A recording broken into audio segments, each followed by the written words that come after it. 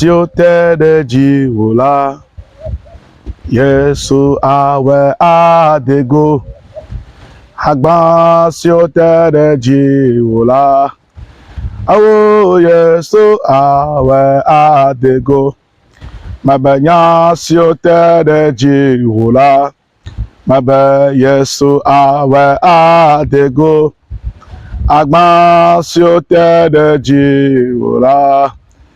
Yesu awe adego, mabe kweseko, pomone da awe adego, nyasio tere jiwula, awo Yesu awe adego, mabe kweseko, awo pomone da awe adego.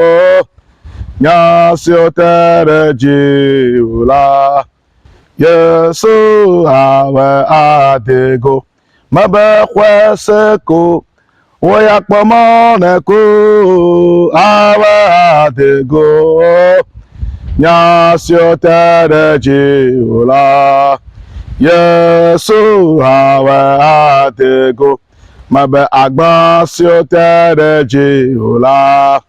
Yesu awe adego, mabenya siotere jiwula. Awo Yesu awe adego, mabe kweseko.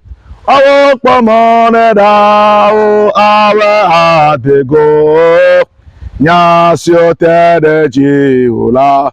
Awo Yesu awe adego. Amen.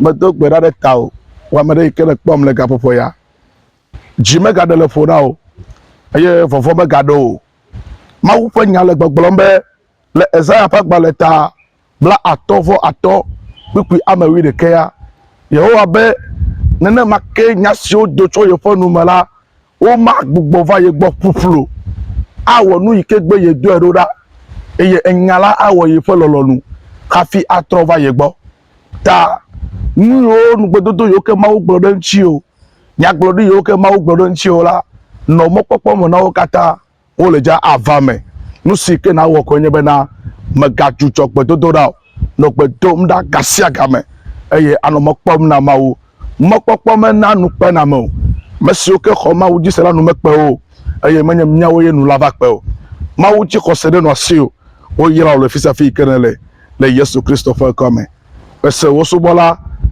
Amuzu Joseph Begbe oyira o